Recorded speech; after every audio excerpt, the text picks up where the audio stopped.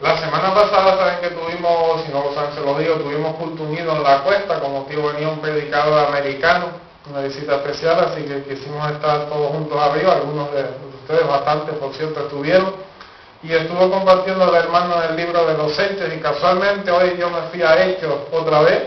Probablemente Lucas lo voy a dejar parado hasta que termine el año, porque he visto algunos otros temas y ahora vienen fechas especiales también, así que probablemente a principio de año, si Dios quiere, continúo con Lucas. Y hoy me he ido a Hechos y ahora verán por qué. La semana pasada, en resumen, lo que estuvo compartiendo el hermano en la cuesta, habló sobre Felipe y sobre la forma también en cómo Felipe le habló, se acercó para predicarle a un eunuco. El Señor se lo había mandado que fuera a un sitio, y cuando iba de camino hacia ese sitio vio pasar a ese eunuco, a ese servidor del rey, en este caso de otro país, de Etiopía. Pues el Señor le dijo, acércate a él, y cuando se acercó, lo oyó que estaba leyendo, en este caso, el libro de Isaías, estaba leyendo la palabra, y ya Felipe fue y le explicó, le enseñó. Y miren, ¿qué era un eunuco? Pues esto es otra cosa que es interesante entender. Un eunuco era, como decía, un servidor del rey, en este caso era de una reina. Era una persona que las condiciones que en todos los trabajos se piden unas condiciones, ¿verdad? Unos estudios, a veces una forma física, a veces son trabajos más intelectuales, conocimiento de las herramientas que se usan. Pues las condiciones, entienden que eran diferentes épocas.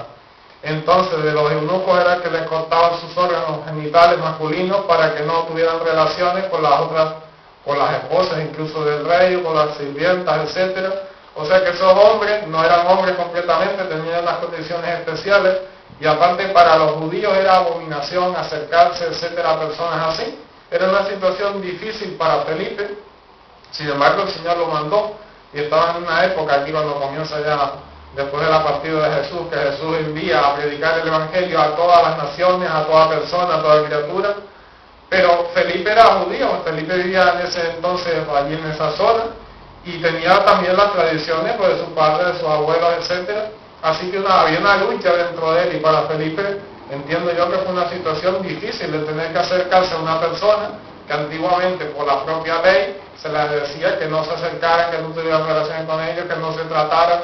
Era una situación complicada, pero el Señor lo envió y él superó, por decir, esa tradición o esos prejuicios o esa enseñanza que tenía anterior, que no era completa, que es verdad que estaba en la palabra del Señor, que no se mezclaran con otras naciones, pero no era la revelación completa de la palabra del Señor, era una forma de mantenerlos puros, de mantenerlos aislados, de mantenerlos en comunión con el Señor. Sí se animaba a personas de otros pueblos que quisieran acercarse a Dios y a los judíos, de alguna manera hacerse judíos, a creer en el mismo Dios, a circuncidarse, a guardar las leyes, las costumbres. Es decir, que Dios necesariamente no estaba separando unos de otros, sino que los que eran pueblo suyo no se confundieran, no comenzaran a pecar como hacían los otros. Si los otros querían venir, que se santificaran, que creyeran en Dios, a eso sí animaba la ley y la palabra del Señor desde el principio. Pero a los judíos acercarse a otros, no. Pero Felipe se acercó. Y cuando se acercó, yo creo que se llevó una sorpresa, porque esa persona que él podía creer, no, estaba leyendo la Biblia, estaba leyendo el libro de Isaías. Y tuvo Felipe una experiencia, podemos decir, incomparable, porque ese hombre que leía y que no entendía le dijo a Felipe, necesito que alguien me explique. Felipe era discípulo, comenzó a explicarle, a enseñarle, el hombre creyó.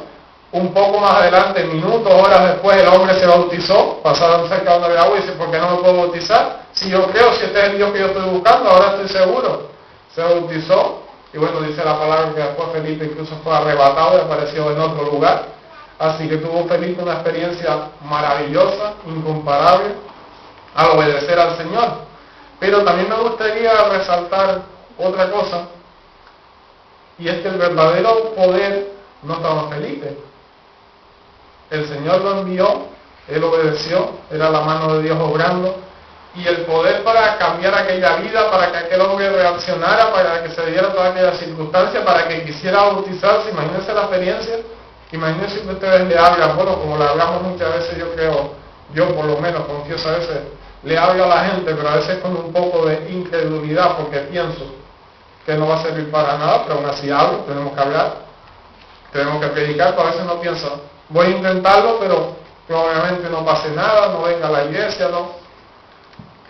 pues en este caso pasó algo maravilloso y esa persona cambió su vida, encontró al Señor, y el verdadero poder no estaba en Felipe, el verdadero poder estaba en la palabra del Señor.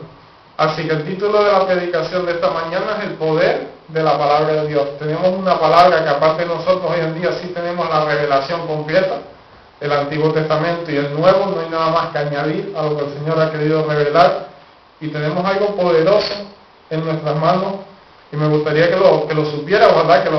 Que lo creamos, que la palabra de Dios tiene poder. Es importante también nuestro día. Yo doy gracias al Señor que, por ejemplo, en España tenemos libertad religiosa. Es algo muy importante porque nosotros podemos tener esta Biblia, otra edición diferente, otra traducción diferente, podemos leer libros, podemos buscar la verdad. Y también es muy importante, más que eso todavía, porque al final, aunque se prohíba siempre, cuando uno quiere tener algo lo busca, por los riesgos que conlleva, pero más importante todavía que eso, es que dentro de nuestras iglesias de verdad se predique la palabra, que no se predique otra cosa, que no se adapte a nuestras costumbres, a nuestras creencias, a nuestras tradiciones, a cosas que a lo mejor la mayoría hace, la Biblia dice que está mal, pero la mayoría los hace y el predicador lo cambia para no ofender, para no hacer daño. Es muy importante, es responsabilidad mía, por supuesto, y también de ustedes que escuchan, el velar porque en nuestra iglesia se predique de verdad lo que dice la palabra y no se cambien las cosas.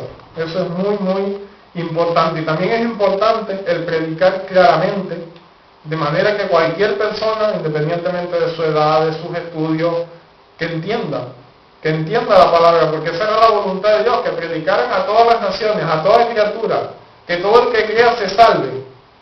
Y si complicamos a veces las predicaciones con palabras difíciles, con historias que casi nadie conoce, no estamos cumpliendo con ese mandamiento del Señor de que la palabra llegue a toda criatura, sino la estamos alejando, se la estamos reservando a unos pocos, y eso es un error. Jesús no lo hacía así.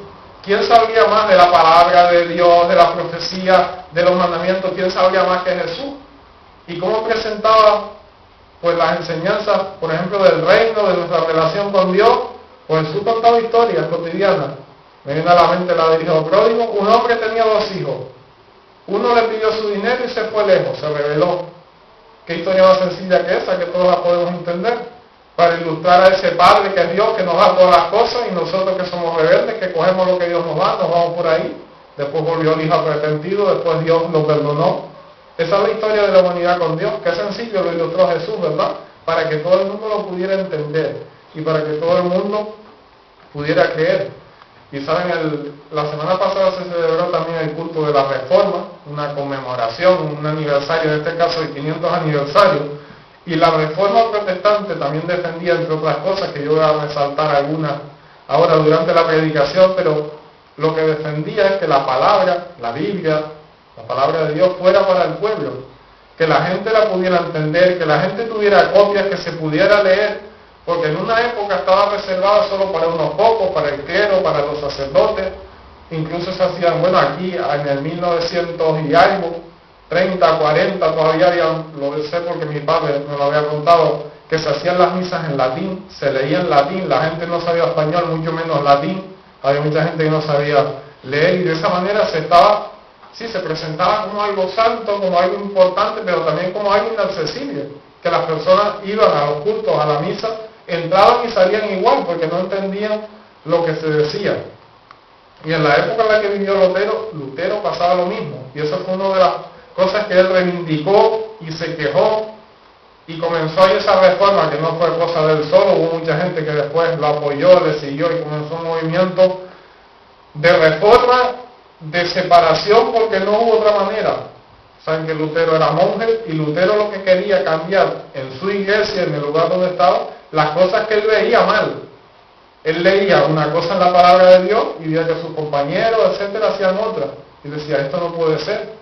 Y como ninguna de las partes se dio, y tengo que decir que no hubo humildad, por eso hubo separación. Pero él no quería separación, él quería volver a los principios de la palabra. Solamente la escritura era uno de los principios también de la reforma, solo la escritura es la que tiene autoridad. Y yo creo que a eso es a lo que tenemos también nosotros que luchar y que andar en ese camino. Una de las cosas que nunca he creído yo, ¿verdad? es que haya personas, predicadores o sacerdotes o pastores, que sepan más o que sean más santos.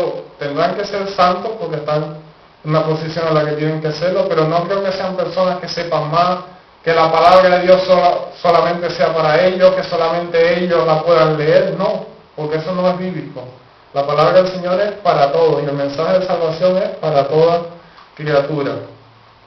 Sin embargo, al margen de esto, yo animo, ¿verdad?, normalmente a todas las personas, a todos los que asisten a la iglesia, siempre a estudiar, a crecer, a profundizar en las enseñanzas de la palabra del Señor, a ponerse metas, ¿verdad?, a crecer en el Evangelio, porque eso de todas formas siempre sí va a ser bueno, va a ser importante. Cuanto más sepamos de la palabra del Señor, más firmes vamos a estar en nuestra fe y más preparados vamos a estar también para predicarle a otros, que era la voluntad del Señor.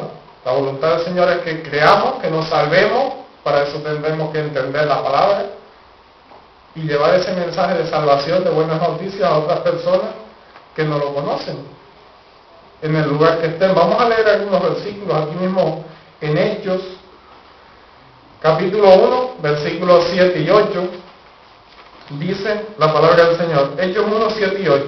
Y les dijo, Jesús es el que está hablando: no toca a vosotros saber los tiempos o las sazones que el Padre puso en su sola potestad, pero recibiréis poder cuando haya venido sobre vosotros el Espíritu Santo, y me seréis testigos en Jerusalén, en toda Judea, en Samaria y hasta lo último de la tierra. Este fue el mandamiento del Señor para sus discípulos y para todos los que a partir de ahí comenzaran a creer en el Señor. Dios quiere acercarse a nosotros siempre, pero nosotros, la humanidad en general, somos pecadores, somos rebeldes, nos acercamos de Él como aquel hijo pródigo que cogió lo suyo y se fue. Pues muchas veces nos alejamos, y esto lo vemos en la propia Biblia, en la propia palabra del Señor. Si ustedes leen el libro de los Hechos, verán como los apóstoles, los discípulos y después especialmente Pablo, que fue el más viaje que hizo fuera de Jerusalén, fueron predicando el Evangelio. Y después todas las cartas que siguen, tenemos el libro de los Hechos, a ver si no sabemos el orden. Después viene Romanos, después viene Corintios, Gálatas, Efesios, Filipenses. ¿Y quiénes eran esas personas? Esos nombres tan raros. Personas que vivían en Roma, en Corinto, en Galacia, en Éfeso, es decir, habitantes de las ciudades donde se había estado predicando el Evangelio, que muy pronto se alejaron, que es lo que estamos diciendo, que el ser humano tiene esa tendencia a alejarse del Señor. Pues esos creyentes a los que se le había predicado el Evangelio, que habían creído, se alejaron y tuvieron los apóstoles que escribir cartas para corregir esas deficiencias, lo malo que estaba sucediendo, y que volvieran otra vez, pudieran acercarse al Señor y tener una relación como debería de ser, ¿verdad?, en comunión perfecta con el Señor. Y así a lo largo de la historia ha habido muchos altibajos, países enteros que en su mayoría se han confesado cristianos o creyentes, y después con el paso de los años porque salen nuevos movimientos y cambios y reformas de todo tipo y se alejan completamente del Señor. Y así llegamos, pues también pasamos por la época de la Reforma, que hemos estado comentando algo, y llegamos a nuestros días y vemos que hay un montón de denominaciones, de religiones. Pero en la época de la Reforma y en nuestros días se defienden algunos principios que yo creo que son importantes y que nosotros hoy en día los seguimos defendiendo, porque no hemos encontrado otros mejores. Yo no sé si han oído hablar de las 5 solas de Lutero, de sola fe, sola gracia, sola escritura, solo Cristo y solo a Dios sea la gloria. ¿Y qué quiere decir eso? Pues lo explico brevemente para ya continuar con el pasaje que teníamos y finalizar. Solamente por la fe somos salvos, solo por creer, no por pagar impuestos o indultos como se pagaba en la Edad Media y como Lutero se había quejado, porque el llevar ofrenda o el pagar no quita el pecado, solo la sangre de Cristo lo quita, y el creer, el arrepentirse, solo el ir al Señor y confesar nuestros pecados y creer que Él puede salvarnos, es lo que de verdad nos va a salvar, solo por la fe. Solo por la gracia. ¿Qué es la gracia? La gracia es el regalo, la oportunidad que el Señor nos da de creer. Podría ser que nosotros, por casualidad, nos demos cuenta de que hemos hecho muchas cosas mal, que pidamos perdón, pero que Dios no quiera perdonar. Entonces no habría gracia, no habría oportunidad. Pero Dios quiere perdonar, abre la puerta, da la oportunidad. Eso es la gracia del Señor. Solo por su gracia, solo porque Él quiere regalarnos la salvación. Si Él no quisiera, no habría otra manera de la que podamos salvarnos. Solamente la Escritura, como autoridad, como guía para la iglesia y para cada persona. Solo la Escritura, solo lo que el Señor revela en su palabra, solamente sus mandamientos. No hay otra autoridad. Las demás personas que ocupen cargo de autoridad, etcétera, son servidores. Una vez a mí me mostraron, no tengo papel, pero bueno, normalmente las empresas tienen una estructura piramidal de un jefe en la cabeza, 2 o 3 encargados y debajo en la parte más ancha muchos empleados. En las iglesias se aconseja que la pirámide sea invertida, es decir, que las personas que estén arriba, los que ocupan algún cargo al medio y el responsable, que otras veces estaría, el jefe estaría arriba, aquí no es un jefe, es un servidor, porque Jesús, que es nuestra cabeza y es la máxima autoridad, vino a servir y a entregar su vida. Así que aconsejamos esa estructura en nuestra iglesia, así debería de ser, y solamente la Escritura va a ser la autoridad, no va a ser la persona como que está al frente como suele ser, sino la persona va a ser un servidor en la parte de abajo, y la Escritura es la única autoridad para la iglesia. Otra sola, solo Cristo salva. No hay ningún otro, no hay ningún santo, no hay ningún intermediario, no hay ningún pastor, no hay ningún sacrificio, solo Cristo murió por nosotros. Solo Él nos va a salvar, solo a Él debemos de ir. Y solo a Dios sea la gloria siempre, en las iglesias, en nuestras vidas, todo lo que hagamos para la gloria del Señor. Siempre tenemos que buscar ese objetivo, en nuestras labores cotidianas, en nuestra familia, en lo que hacemos en la iglesia. Si destacamos mucho, si no destacamos, recuerden, solo a Dios sea la gloria. Además de esos 5 principios, además el que hemos dicho antes, de que la palabra del Señor, la Biblia, tiene que ser compartida, tiene que ser leída por el pueblo, por todas las personas que se acerquen. Y déjenme decirles algo, muchas personas a lo largo de la historia, de muchos lugares, han luchado, se han esforzado, han corrido peligros, han arriesgado en los casos más graves de sus vidas, para que nosotros hoy podamos tener una Biblia. Hoy tenemos Biblia, afortunadamente, y gracias a Dios, por todos lados, porque aquí en la iglesia dejamos varias y no pasa nada. En casa solemos de tener varias, yo por lo menos tengo varias, una porque la letra se me ha quedado muy pequeña, otra porque se va estropeando, gracias al Señor. Pero es muy triste, yo confío que aquí no pase, pero es muy triste pensar que eso que costó tanto a tantas personas, esto que muchas personas deseaban leerlo, tener una copia, no había manera, no sabían, solamente algo que habían oído, que hoy nosotros lo tenemos. Qué triste es, ¿verdad?, cuando hay personas que la esconden, que no la traen a la iglesia porque piensan que los confunden con otra religión, que le van a preguntar a los vecinos, ay, tú vas a una iglesia, ¿verdad? O llega alguien de visita a tu casa, normalmente la tienes ahí por todos los días, dale, ay, pero es que viene mi jefe, viene este familiar, deja esconderla porque voy a pensar que triste, ¿verdad? Con lo bueno que es tener la palabra de Dios, con el mensaje tan precioso que tiene, que no hay otro mensaje igual que el que nos da las Escrituras, de salvación, de vida eterna, de esperanza, de consejo para nuestra vida, para nuestro día a día. Yo espero que ese caso no se dé, ¿verdad? Y que estemos orgullosos de enseñarla, de leerla, quien la quiera escuchar, de compartirla. Esa era la voluntad del Señor, que compartamos el mensaje del Evangelio. Y miren, seguramente cada persona con la que hablamos, con la que nos cruzamos, necesita escuchar el mensaje del Evangelio, segurísimo que lo necesita. Nuestra Biblia, la palabra del Señor, es un regalo de Dios, es un regalo precioso, maravilloso, el mejor regalo que nos pueden hacer, el mensaje de salvación. Y con ella, creo que esto también es muy importante, podemos salvar a otras personas. Como Felipe, que fue con unas pocas palabras, el hombre estaba leyendo y Felipe con unas pocas más consiguió que ese hombre se salvara, usando la palabra del Señor. Y vamos a ver algún pasaje, por lo menos el que hemos leído aquí en Hechos, que por algo lo hemos leído, vamos a centrarnos un poquito en Hechos 2, del 34 al 42. Tenemos también un pasaje, un ejemplo, que por eso lo leí, porque es un ejemplo donde la palabra de Dios hace ese efecto en las personas, la palabra de Dios correctamente predicada por parte de los apóstoles, tal cual el Señor la había dado. Pues citan algunos versículos, algunas profecías, en este caso versículos del rey David, que había escrito en un salmo, lo citan tal cual, y yo soy partidario de eso, de citar las escrituras como las tenemos, no cambiarlas, después las podemos explicar, pero si van a compartir un versículo con alguien, digan el versículo tal cual es, y después lo explican con sus palabras, pero la palabra de Dios tiene poder en sí misma. Aquí vemos los apóstoles como citaron algunos versículos, algunas profecías, y mucha gente, no una persona, dos, mucha gente de los que escucharon se dieron cuenta que la palabra de Dios era verdad, que tenía razón en todo lo que decía y que tenían que hacer algo con sus vidas, que tenían que cambiar y que arrepentirse, y cambió todo en las vidas de estas personas.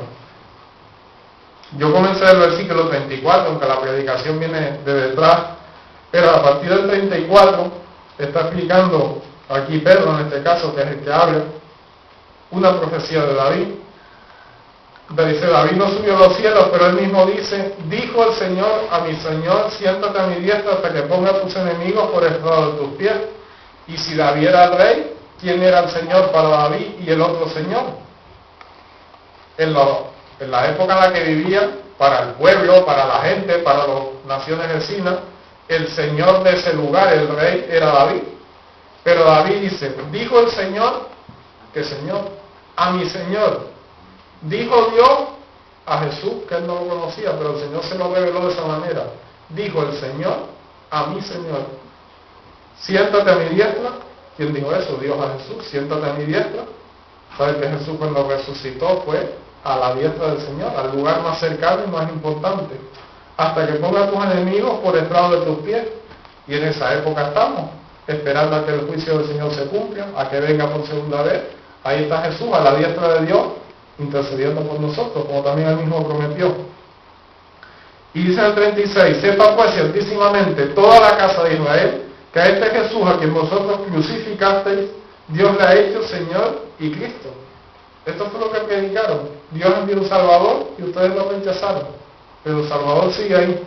Y dice el versículo 37, al oír esto se compungieron de corazón y dijeron, ¿qué haremos? Nos hemos equivocado, ¿qué podemos hacer? Nuevamente Pedro, mensaje básico, claro, de la palabra del Señor. Arrepentido y bautícese, cada uno en el nombre de Jesús para perdón de los pecados. Creer, arrepentirse, cambiar y comenzar a seguir al Señor. Morir al pecado, que es lo que simbolizamos en el bautismo, ¿verdad? Morimos al pecado y nacemos en una vida nueva, siguiendo al Señor. Este es el poder de la palabra del Señor. Y dice en el versículo 41 que los que recibieron su palabra fueron bautizados. Y yo es algo que creo que es conveniente. Las personas que creen, ¿por qué no se bautizan normalmente, verdad? Por vergüenza, porque no están seguros, no están convencidos. Si crees, bautízate. Es la voluntad del Señor, bautizarse, nacer de nuevo. Si no se bautizan, no pasa nada. Es decir, nadie va a perder la salvación por no bautizarse, pero si crees, porque no te bautizan. Ahí lo dejo, ¿verdad? No sé, exactamente ahora no sé si hay hermanas que han pedido bautizarse, pero ahí lo dejo para que lo reflexionen. Lo normal es creer y si quieres bautizarte. Como cuando uno se enamora, está seguro y se casa. Hasta ahí, si está seguro te casa y después el tiempo dirá. Pues igual, los compromisos, uno lo llama por un trabajo, le explican más o menos, no sabe qué va a pasar en el futuro, pero cuando te lo explican, tú firmas, te comprometes con el Señor igual. Si creemos el Evangelio, si hemos leído la Biblia, si vamos a una iglesia, lo normal, creer y bautizarse. Pero bueno, lo más importante es que somos salvos de los pecados. Dice el versículo 41 que se añadieron aquel día como 3,000 personas. Es decir, que la palabra del Señor predicada correctamente, pero no se complicó mucho, 3 o 4 frases. El Señor envió un Salvador y ustedes lo crucificaron. Hasta ahí. El mensaje que podía predicar a cualquier persona, Dios envió un Salvador y lo rechazamos. Esa es la realidad. Dice que 3,000 personas creyeron y luego perseveraron en la doctrina de los apóstoles, en la comunión, en el partimiento del pan y en las oraciones. Y esto también es muy importante. Que no sea algo momentáneo, que no sea una emoción, sino que después se continúe, se persevere, se insista, se haga un esfuerzo por mantener la comunión con el Señor, con los hermanos, en todo lo posible, ser una familia, que es lo que somos, hermanos en la fe. Y otros poquitos versículos en Hechos, también en capítulo 4, un poquito más adelante, versículos 1 al 4, dice, Hechos 4, del 1 al 4. Hablando ellos al pueblo, vinieron sobre ellos los sacerdotes con el jefe de la guardia del templo y los saduceos, resentidos de que enseñasen al pueblo y anunciasen en Jesús la resurrección de los muertos.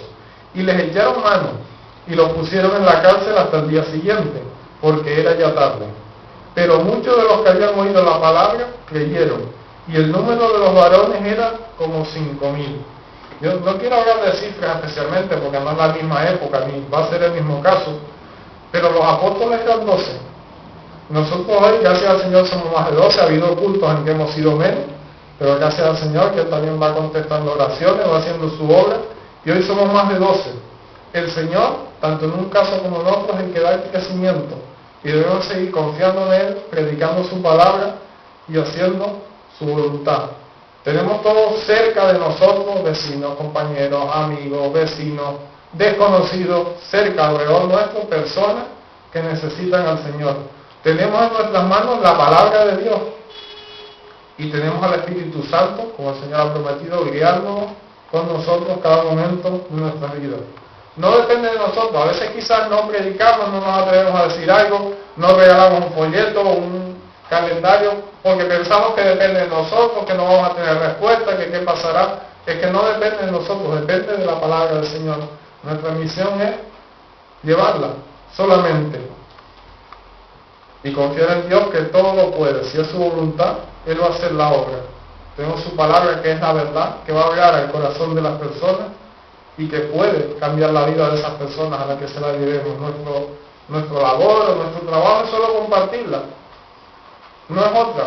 Tenemos el primer pasaje que leímos en Hechos 1, cuando los discípulos comenzaron, ellos querían, como quien dice, estudiar, querían saber más. Señor, ¿cuándo vas a volver por segunda vez? ¿Cuándo vas a cambiar estos tiempos? ¿Cuándo vas a devolver el reino de Israel? Y Jesús le dijo, no, eso no es asunto de ustedes, yo no los quiero para eso, no es eso lo que a ustedes les toca. Se los podía decir, y sería bueno, sería malo. Por ejemplo, saber cuándo viene el Señor. Todavía falta, vamos a hacer lo que queramos, ¿verdad? El Señor sabe lo que tiene que revelar y lo que no, como dicen de Deuteronomio, las cosas reveladas son para nosotros, pero las que no, son para el Señor. Él reveló lo que tenía que revelar. Y los discípulos, cuando quisieron saber más, el Señor les dijo, no os toca a vosotros, fue claro Jesús. Eso no les toca saberlo, pero hay una cosa que sí nos toca a todos los discípulos, a todos los seguidores de Jesús. El Señor enviaría su Espíritu Santo, recibirían poder, recibimos nosotros poder cuando aceptamos al Señor, y debemos de predicar el Evangelio. Eso sí es una labor para nosotros, para toda la iglesia. Pedro y Juan, este último pasaje que hemos leído, predicaron el Evangelio, fueron detenidos. Vaya desengaño, ¿verdad? Vaya fracaso. Comienzas a predicar a unas personas por la calle y vienen, te detienen, te llevan preso. Parece que ahí acabó todo, parece. ¿Cuántos se convirtieron con esa predicación que lo acabamos de leer? Dice en el versículo 4, el número de los varones era como 5,000. 5,000 personas se convirtieron. Yo me imagino a Pedro y Juan aquella noche en la cárcel pensando, ¿qué hemos hecho? ¿Para qué ha servido? Empezamos bien, la gente escuchaba, mira, nos llevaron presos y ya se acabó todo. Pues no se acabó todo, porque la palabra del Señor tiene ese poder de cambiar la vida de las personas, de salvar a muchas personas, y nosotros debemos de compartirla. Creo que nosotros muchas veces solo vemos una parte, o antes de que suceda nada ya nos estamos imaginando lo que va a pasar, y no es así. Debemos de continuar, debemos de esforzarnos, porque nunca sabemos cuál va a ser el resultado. Yo creo que nuestra iglesia es una muestra, ¿verdad?, que se ha mantenido, que ha ido creciendo, que a veces tenemos personas nuevas con nosotros. Creo que aquí a menor escala, pero vemos la muestra de lo que es la perseverancia, el continuar predicando la palabra del Señor, el continuar, mantener la comunión, es muy importante. Nunca sabemos cuál va a ser el resultado, solo Dios lo sabe, y solo en Dios debemos de confiar. Y algún día, yo espero que sí, en su presencia, que así sea, que podamos ver el resultado de verdad, de lo que hemos hecho, de lo que hemos regalado, de lo que hemos hablado, porque Pedro y Juan al día siguiente fueron liberados, seguramente se lo contarían los demás discípulos todo lo que había pasado, pero esa noche no lo vieron, esa noche se lo llevaron y ellos no supieron más nada, pero lo que habían hecho había dado fruto. Así que yo también los animo, y yo con esto finalizo, a cada uno de ustedes, independientemente de la edad, de los estudios, tienen al Señor, que es lo más importante, tienen a su Espíritu, tienen su palabra. Eso es lo que importa. Yo los animo a predicar y a llevar la palabra de Dios en sus corazones, por supuesto, a leerla, a conocerla, a vivirla, pero también físicamente, en un folleto, en un regalo, en un Nuevo Testamento, en un Evangelio, o hablarla sencillamente a otras personas, compartirla, porque tiene el poder de cambiar vida y de salvar almas. Amén. Que el Señor nos bendiga.